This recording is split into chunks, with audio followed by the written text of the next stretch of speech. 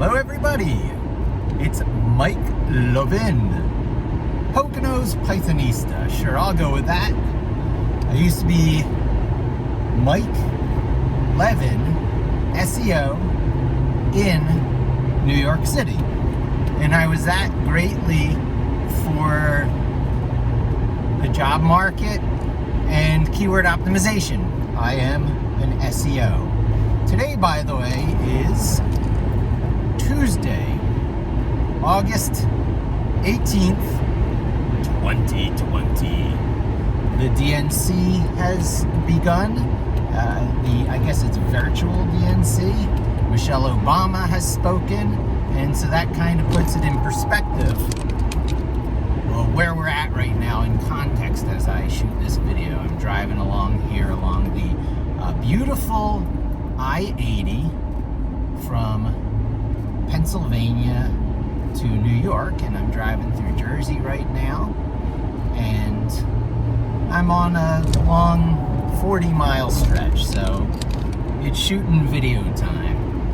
I'm gonna get over to the right-hand lane. There's a little bit of road construction that I'd rather not be next to.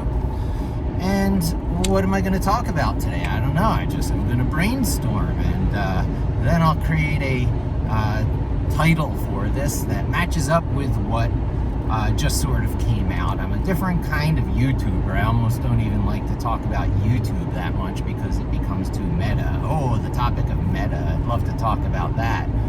What's a meta for? And in my field, a meta is for adding information to a page, usually, that doesn't display on the web page itself. What's a metaphor? Something is something else. Drawing parallels, going from the specific to the abstract, back to the very specific, and that is dear to my heart, as well as the other meta. And then, of course, there's the meta in the sense that Paul Graham, one of the I guess his claim to fame was he created Yahoo stores back in the day, and then he became one of the founders of Y Combinator, the incubator that seeds really small startups with like $5,000 or whatever. It might have gotten bigger since it started. But Paul Graham will tell you about the meta that belongs to the Lisp programming language more than any other programming language, which works at a sufficiently low level that you can build everything in computerdom up from it. Many of us out there in the computer information tech world think of the C programming language as probably the most low level and in common to everything language, and the winner of, computer history. There are other languages that were competing with C, that were around long before C. Lisp is one of the granddaddies of all the languages, and it was created by the crew at the, I guess today it's called the Media Lab at MIT, but it was the creation, that guy's name, it always eludes me, I'll have to put it in the notes, but it was created as part of artificial intelligence research. And the Lisp programming language has the ability to write programming code that it itself can execute very easily, because there is very little distinction between the program code part of a program and the data part of a program. It's as if in JavaScript, which is another very meta language, I might add, there's a lot of things in common between Lisp and JavaScript.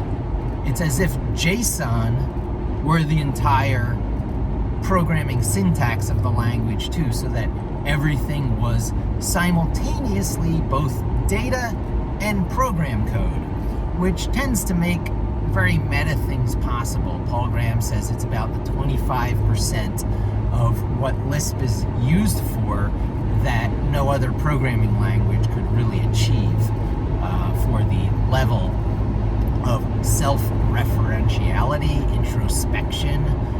There's a a lot of words for this sort of thing, but it's basically when a program is self-aware.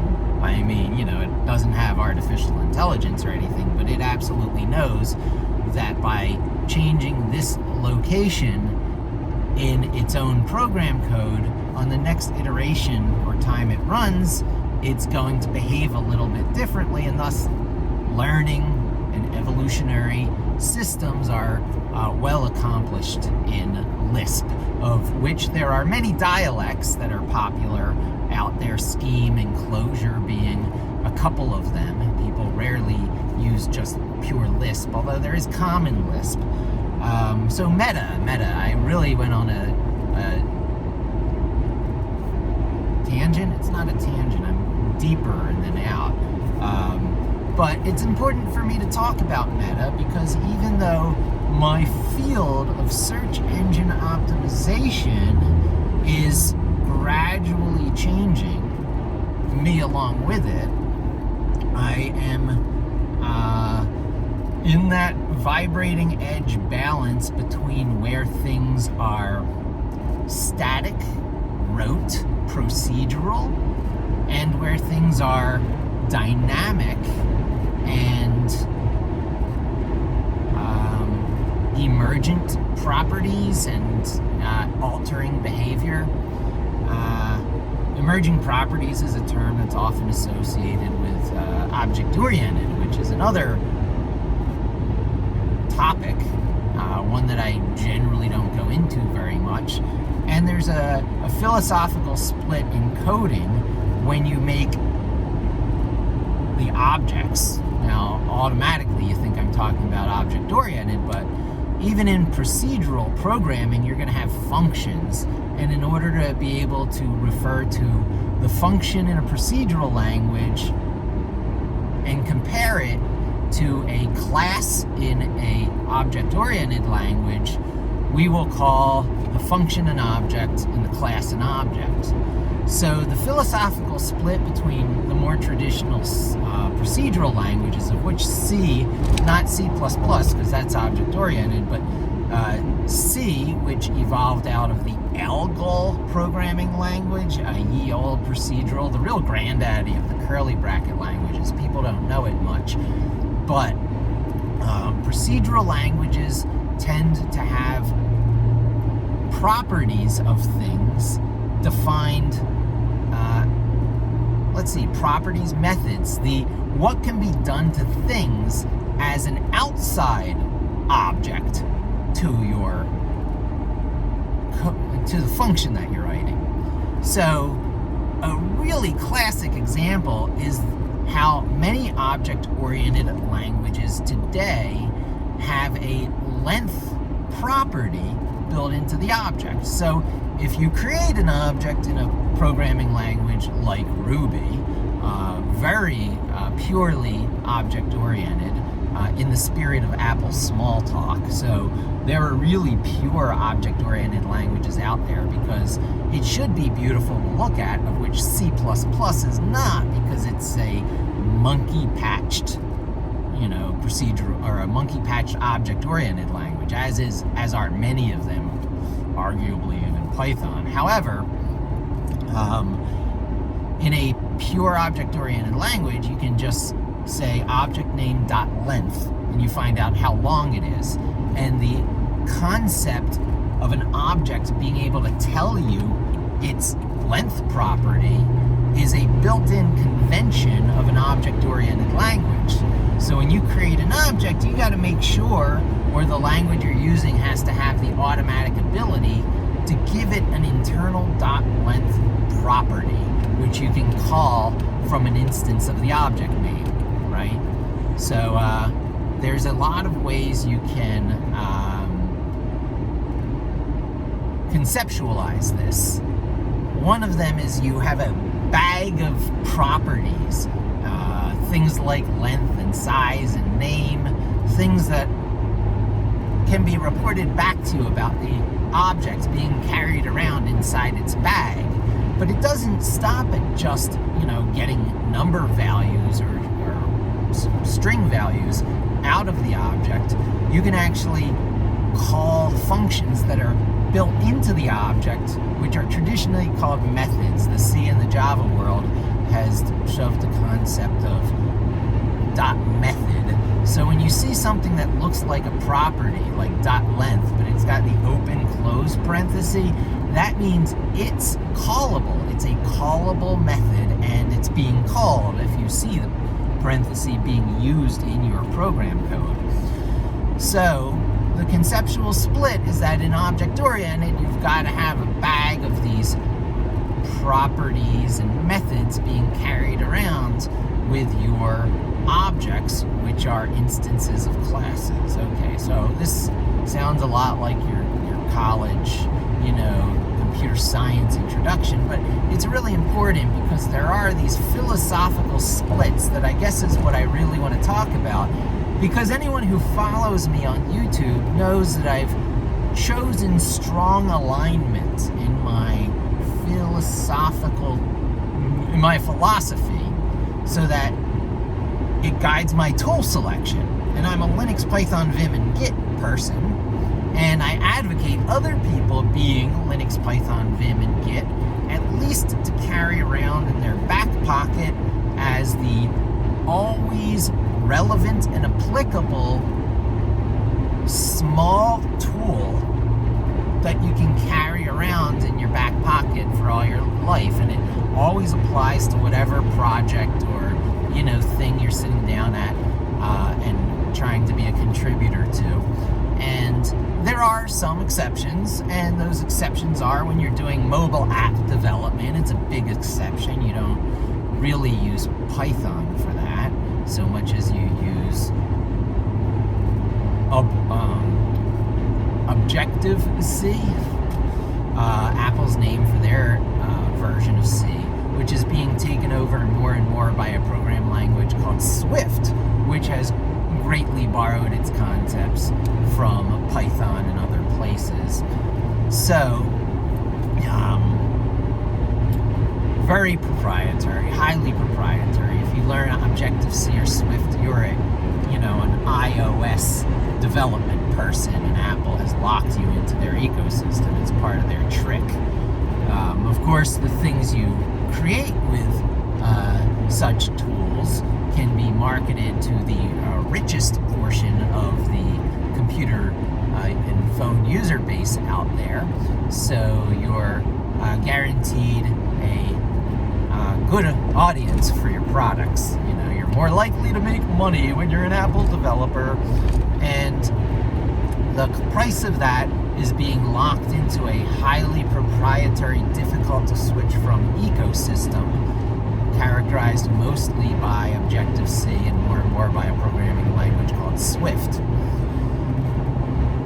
For mobile development, you might also be using Java, but not the original Sun Java, now owned by Oracle, but rather, I believe it's an IBM derivative and legally burdened version of Java that Google chose as the development platform for Android. So for iOS, it's Objective-C and Swift, and for Android, it's Java.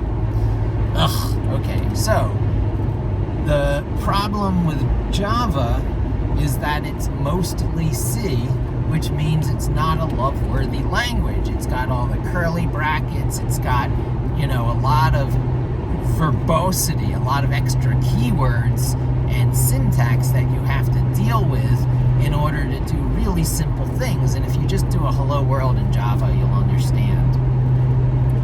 And so, mobile development is not one of the things I'm giving you an easy path to if you take up Linux, Python, Vim, and Git the way I'm advocating.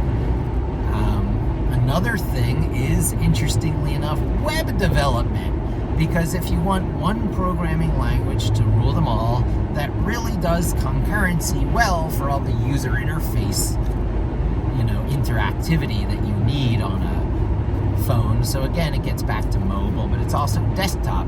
But if you're doing, website and mobile website development, JavaScript is your language and Node.js is your platform. It'd be almost insane to do anything else these days. using a framework like React.js in order to handle all the difficult JavaScript bits, because so much is difficult in JavaScript that the first thing you have to do is take up a framework for web development. There's something called vanilla JavaScript, which is kind of a joke. It makes you go looking for a package, but you realize you already have it. It's the standard, I guess it's EMCA, the standard JavaScript that finally all the browser vendors have adhered to, that allows you to address your elements by ID instead of using a string notation shortcut, which is kind of the alternative provided by jQuery, which is the first low-level framework that everyone used to reach for. But it's less and less necessary. So, where a lot of this video is going is that even though I advocate Linux, Python, Vim, and Git, that is extremely open-ended. And under the bucket of Linux includes the ability to generically run all sorts of things from the command line, no matter what it's written in. Specifically, I intend to master Chrome automation.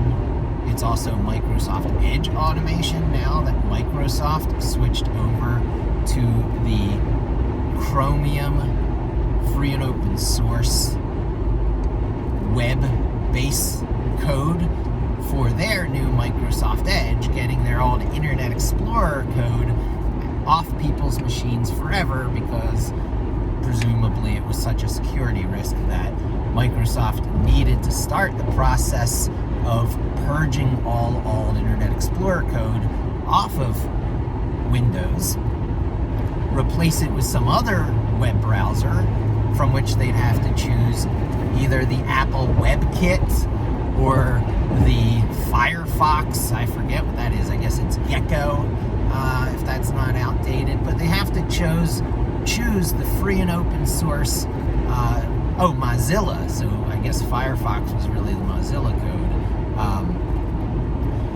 which is a user agent thing you always see, and that's where that comes from.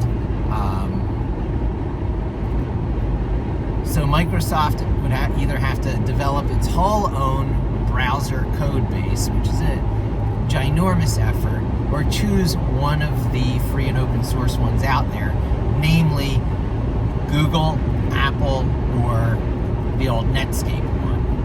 And performance-wise, Google has put in so much effort to, fine-tuning its Chromium user base for Chrome, it made sense for Microsoft to choose that. And now there's this big hullabaloo going on the web, because once you accept that upgrade that Microsoft is pushing on everyone, I think you still have to say yes to it these days, though.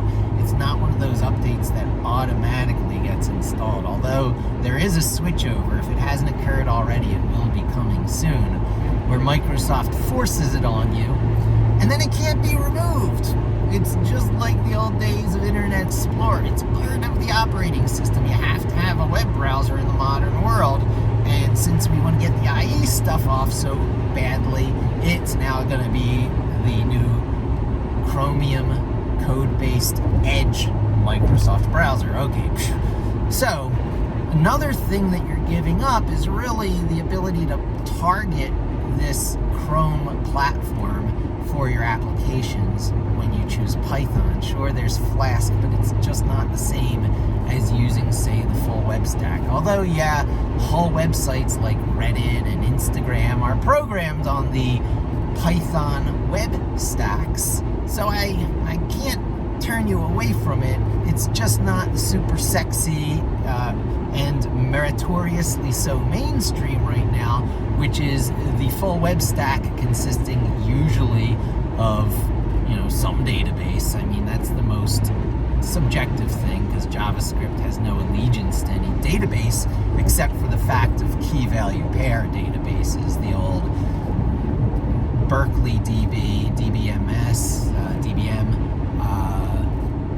key value pair, NoSQL approach that the JSON, or really awesome data object structure, built into JavaScript promotes the thinking of. Okay, so there's two database worlds out there going on all the time. People think this key value NoSQL approach is new. It goes back to the rise of Unix. It's built in, I believe, as a program called DBM, which is the source of incompatibilities in your code between things targeting a Windows platform and a Unix or Linux type platform, because you can really rely on the presence of DBM on a Nix platform, but not so much on Windows, so you have to compensate. But I keep going on these tangents. The mainstream in the JavaScript world today is some database. It used to be mean for, I believe, like, MySQL, Angular, I forget, it's something in Node, Express in Node, I don't know. But there's all these, acronyms for JavaScript stack platforms. But it's really Node. It's all about Node. It's your JavaScript running on the same JavaScript engine as is built into Chrome. So there's legitimacy behind it. It was lifted out of the Chrome project or the Chromium project and turned into the server-based JavaScript to replace that, missing hole that was left by the demise of Netscape Enterprise Server. So JavaScript has always been on the server. It's talked about like it's something new, but it was the secondary language in the very popular active server page Microsoft web stack. So JavaScript has always been on the server, just not in quite such an overwhelmingly well-supported and effective way as it is today. Usually run in conjunction with that web server that's taken over from Apache, Nginx. So Nginx plus Node plus JavaScript plus some database plus some JavaScript framework like React.js is the full web stack that most people are using today. To facilitate and to make easier for the user many portions of this, there are various cloud services out there, such as the Google Cloud platform, the Microsoft Azure platform, and of course the Amazon Web Services platform. And there's just so many of these things, and there's so many approaches, so many ways all this stuff can be glued together that it's a little bit paralyzing and stunning to the mind. But I'm going to choose a few because I need to automate Chrome. And the Puppeteer Library, which is a JavaScript library provided by Google to automate Chrome and Chromium and Microsoft Edge, it's only in JavaScript. And while one of Python's favorite tricks, writing a wrapper around some other API, has been done to the Puppeteer library in the form of Puppeteer in its various forms by its original creator, which seems abandoned last update in 2018, and by a new one which got the Puppeteer address, thank goodness, in PyPy. And so you can pip install Puppeteer and you get a whole bunch of stuff, including a whole Chromium instance installed, Node.js, and all the stuff you need so that you can call Puppeteer through Python to automate Chrome. And that's what I'm doing today from Jupyter Notebook, which thankfully now supports async IO or asynchronous mode or non-blocking function calls, or parallelism, maybe parallelism, less so parallelism than concurrency because task switching, but there's so much I could talk about here. Because JavaScript is so inherently concurrent, non-blocking function calls. When you wrap it in Python, Python is best served to use its async IO library in the syntax of that wrapping, meaning you are forced into asynchronous mode in Python, which the old saying goes, everything is easy, then you use regex. Everything is easy, and then you try and make it concurrent. Well, I have taken the regex plunge, and I'm pretty good at that, and I do not fear my regex. However, despite my various attempts to take the concurrency plunge, everything is much more difficult with concurrency. That does not mean you walk away from concurrency. That means that you use the universal Linux terminal command line ability to call any other programming language, so that your master script is always something like a Linux bash script, or alternatively, a Linux bash script that hands control over to the favorite programming language of your choice, which can then in turn be the master orchestrator. So things always hand over control to things that have different capabilities. If you think that your massively parallel, whatever processor is massively parallel at startup, you are massively wrong. On every system, there is some tiny boot sector that the hardware knows about to start reading in from memory and follow its instructions. That's the hardware. That is the hard-coded stuff. But the hardware and the hard-coded stuff's first priority is to hand over control into something that's a wee bit less hard-coded. In other words, something read off of some read-write media, or oftentimes some write infrequently, read often media, like EEPROMs or programmable chips put into your computer that work mostly like hardware, but on occasion can be updated. EEPROMs, I used to know them called as. They're probably some other name for technical reasons these days, but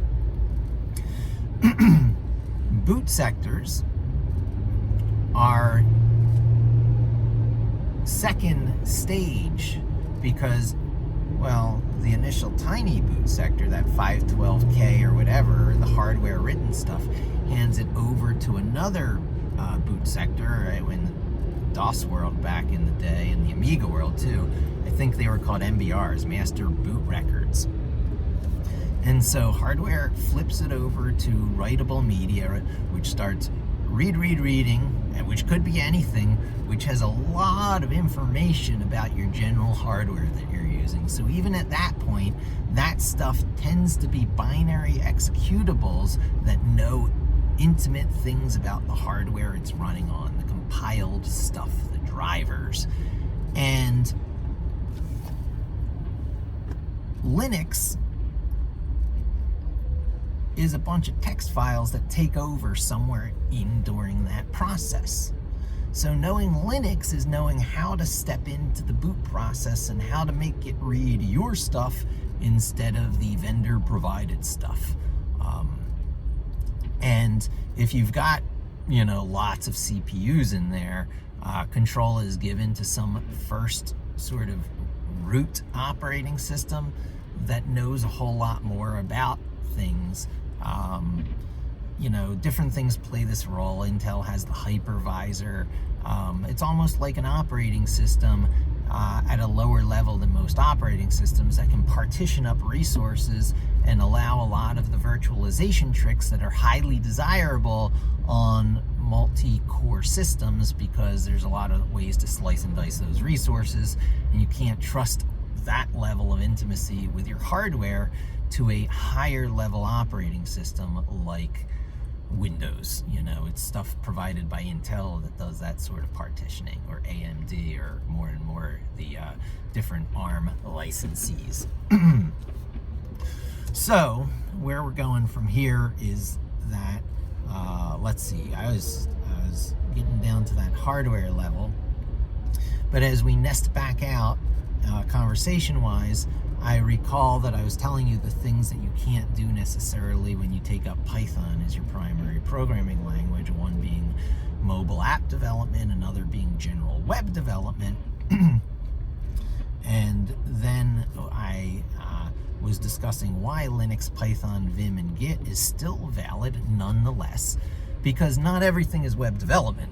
You might think so today. You might think everything is browser-centric, but trust me, it's not. There's a lot of systems out there that don't even really need the web, or for which the web is, you know, commodity appliances like email, right? So you can use Python on a scheduler, for example, to interact with mail servers, and then you can keep yourself updated because you know that email is going to be sitting in your mail program when you go into your phone. Now, if you want to control the user interface once it reaches your phone, that's another story. There's ways always. The Python story is a little convoluted there, but we don't want to, you know, make this into a Python apology session. It's really not good for a lot of things. In fact, when you want to provide to someone a native installer for their platform, where you say, oh, here's a file, double click it, and you'll have a native thing running on your desktop or whatever, or here's submitting something to the Microsoft store that can easily be installed, or the Windows store, I guess it's called. Python is generally not your language choice. It's bad at making installers. You can use stuff to do it. There's lots of stuff out there, PyInstall, Beware. There's a lot of things that'll attempt to do this, but again, because Python is a free and open source language, and it's not vendor provided and it's not money incentivized, a lot of these areas that are the big money makers are actually left on the table by Python, humorously enough. It's a very humble language. And it's applicable to everything else in so many ways that it's really worth taking up as your primary naturally thought-in language. It's not even really tied to any particular platform. That's one of its downfalls. Its weaknesses in web and mobile app development is because it's not intimately tied to those platforms and that hardware. So where do we go from here? Linux, Python, Vim, and Git, definitely do it. However, I'll be mastering JavaScript for the primary purpose of automating Chrome, Chromium, and Microsoft Edge via the Puppeteer Library, which is a Google-provided JavaScript library for talking to those three web browsers. And I'll be doing it by writing JavaScript code in most likely Vim, right? So Vim is your text editor for life, or variations of the VI text editor, things I'll get deeply into. But everyone's running over to VS Code, right? It's all about VS Code, but how long ago was it that everyone was flocking over to Sublime? And how long before that was it TextMate? And how long before that was it Notepad++ or PFE or some other of a zillion text editors that come and go on, 2 to 5 year cycles? VSC is not the be-all end-all. It's a Microsoft proprietary lock-in trick that is very effective. I mean, they even support things like execution of Python code as if in Jupyter Notebook directly from VS Code. I mean, how better to steal the hearts and minds of all these Python people looking for a low resistance path to entry. And I suppose I advocate it also to some degree, because I'm not saying Linux, Python, Vim, and Git only. I'm saying that in your back pocket, in addition to whatever you do that's more tied to platforms to make money. So inevitably, you're going to have some platform choice decision in your life as a developer. Even as a casual developer, if you want to distribute your stuff, it's got to be for what, like mobile phones or web browsers or something. You got to target a platform, game machines, right? Your Xboxes and PlayStations are also platforms, and Nintendo's very proprietary, very lock you in their ecosystem platforms. I'm advocating the complete opposite of that. With Linux, Python, Vim, and Git, you are not locked into anyone's ecosystem or any platform. It's like just the water that flows through the information technology world. It's often talked about as the plumbing of IT, and I strongly advocate the plumbing of IT, which, when you take up Python, the plumbing of IT also includes some very powerful third-party libraries for doing, shall we say, rocket science, the stuff that all the data scientists are so drawn to in Python, where you can do a lot of traditionally, large-scale number crunching that would have been in the world of Fortran, another granddaddy language that's still around. Thank you very much.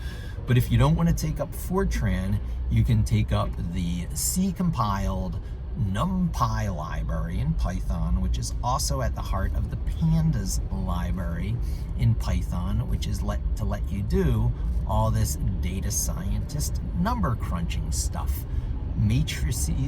Matrix analyses, lots and lots of numbers that need to have the same calculation applied to it across vast stretches of data. And NumPy is the C-compiled third-party Python library that most people go to for that number crunching piece. Two-edged sword for reasons I probably won't go into too much in this video. Suffice to say that but Python's ability to intimately interact with highly optimized compiled C code allows it to do things that, just otherwise would take thousands of times longer. You create an optimized bit in C, you use the Python C API, interface to talk to, things that you custom develop in C. It's not that it generically talks to C, it's that when you write things in C, you can write them so that they talk to Python, and so you get a lot of Python components that are compiled C code, like the third-party NumPy library. But since it lets you do all that number crunching so fast, it is used as the heart of these other third-party libraries like Pandas that layer in more capabilities, in this case data transforms and very SQL-like structured query language like capabilities, all the joining and concatenation and filtering and searching and sorting that you think of with row and column or relational database languages, RDBMS, you get in Python, generally in memory, generally single CPU bound, but you get it through the Pandas library.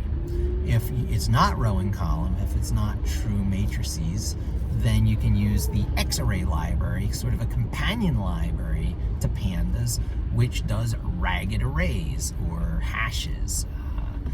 When your data is, I guess more like JSON, nested data,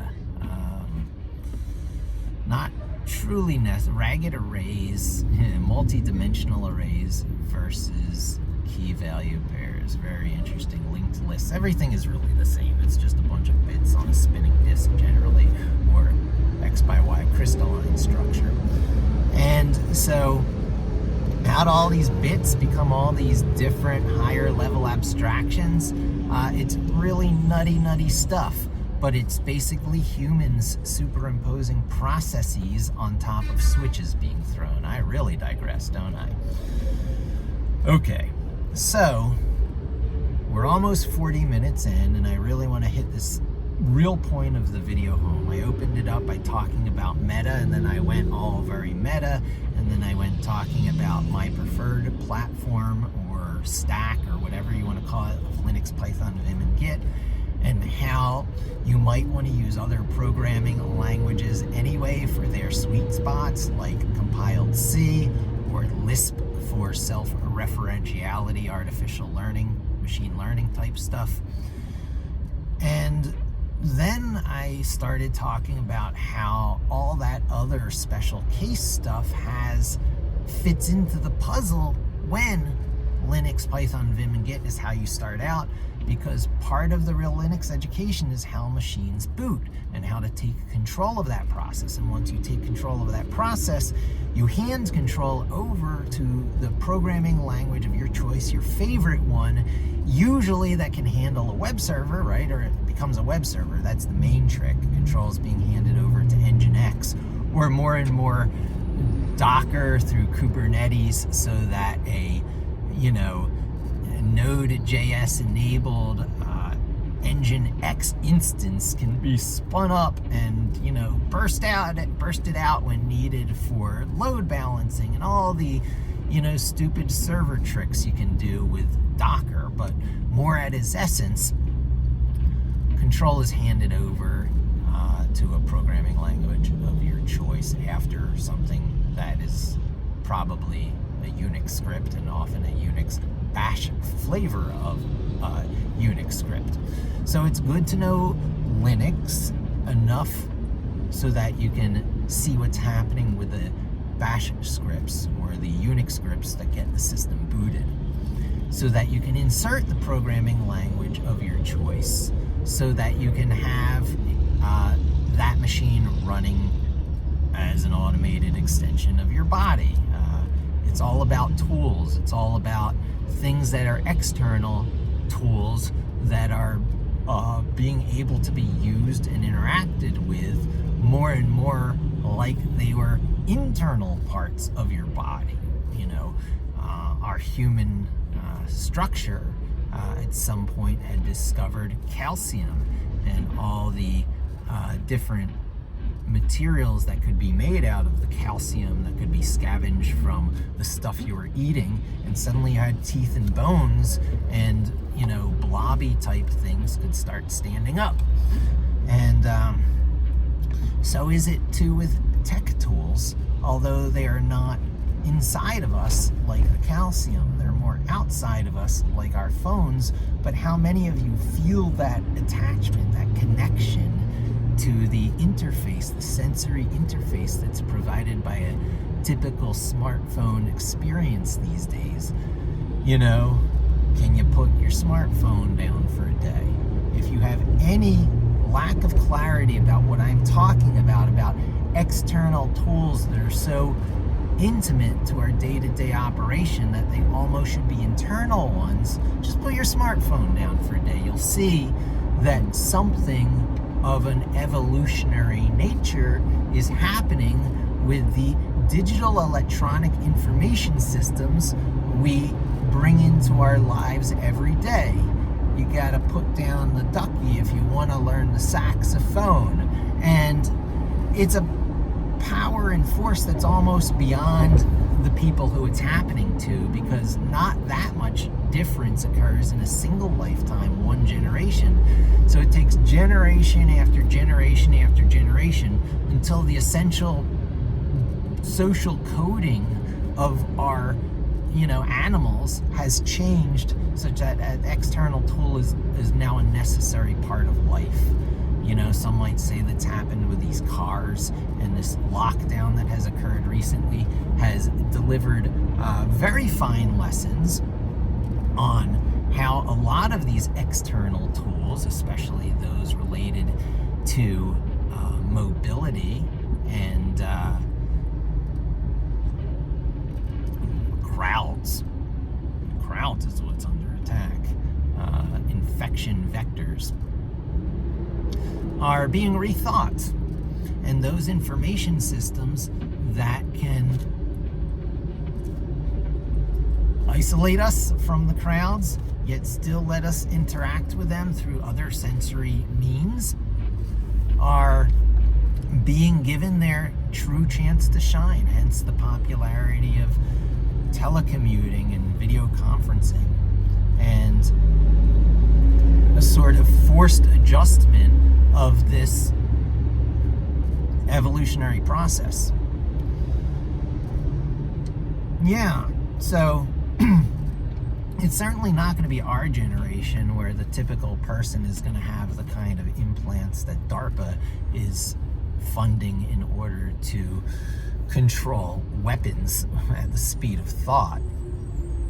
But certainly 100 years from now, if we don't wipe ourselves out with many of the human-caused filter events that are apotential, or so long as some other filter event that is completely beyond our control doesn't happen, gamma ray bursts, solar flares, asteroid hits, the list goes on. As long as we don't wipe ourselves out, as long as we don't get wiped out, we got some wacky stuff coming up, because so long as something can be done, it will be done, and you and your morals really don't have much of any say over that, because North Korea, the Russians, the Chinese, the hyper-competitive world landscape dictates that someone's going to try it. And the fact that less and less resources or money is required for more and more capable technology or equipment to do wacky things like, black hole in a bottle, gray goo scenarios, all kinds of, stuff that you can do with, increasingly it's coming down to university and college level equipment, and it comes down to home school, public school and home level equipment.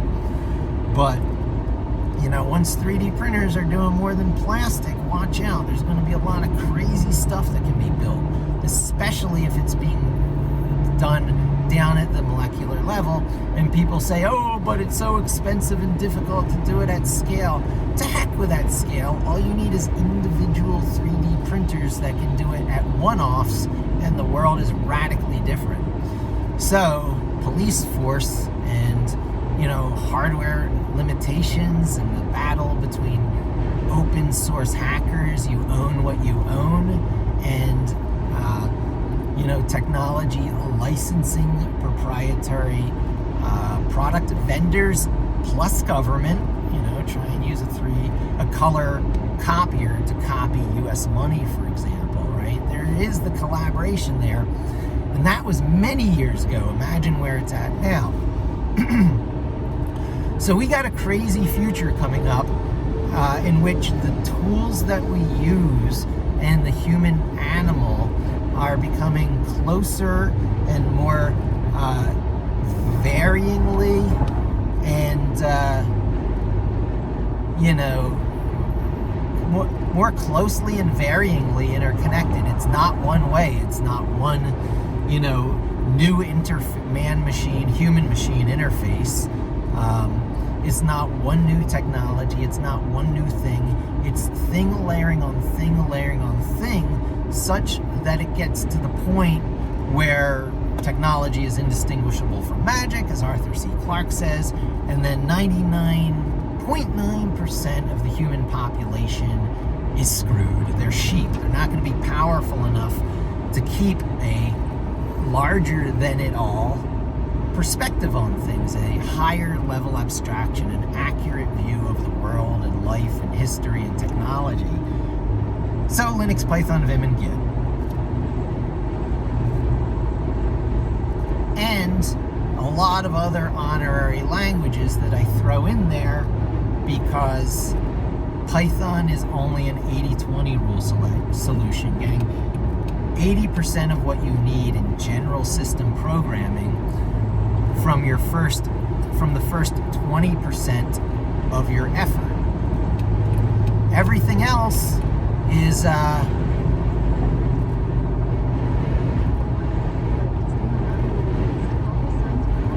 on I-80. Okay, usually I get on 280 at this point, but for the errand I'm running, I stay on I-80. And I'll probably wrap this up pretty soon, because this is the ultimate point. even though the Python piece of Linux, Python, Vim, and Git is a good choice, you should do it. There's a good reason why Python is the most popular programming language in the world, and JavaScript only looks like it because it has to also be involved in every other project because web. But JavaScript is also included in the things I'm advocating because in the same spirit as you can't get away from regular expression matching and that certain things are tied to platforms and you have to take up the platform's proprietary language, and you probably want to make more money than you can make on a non-platform specific programming stack. You got to take up other stuff, and the thing I'm taking up is Chrome, Chromium, and Microsoft Edge browser automation via JavaScript. So you're going to be seeing me do that and seeing me do probably a lot of JavaScript code inside the Vim text editor and seeing how it all stays one cohesive thing. And I'll probably use Vim more as an integrated development environment than I do in the past, but avoiding Vim plugins because the fewer, third-party dependency things you can use, the better. I feel that way on Python. I'll be venturing into URL-lib more and more to leave the requests library behind me, which has a lot of gotchas now, and when you want to be able to take up concurrency freely. So in the same spirit that vanilla JavaScript is a real thing in the JavaScript world now, I'll be advocating vanilla Python, or more specifically, vanilla URL-lib. And these other APIs that are provided through third-party libraries, still very worth it. Keep using requests. I'm certainly using Pandas, which is third-party, and NumPy, which is third-party.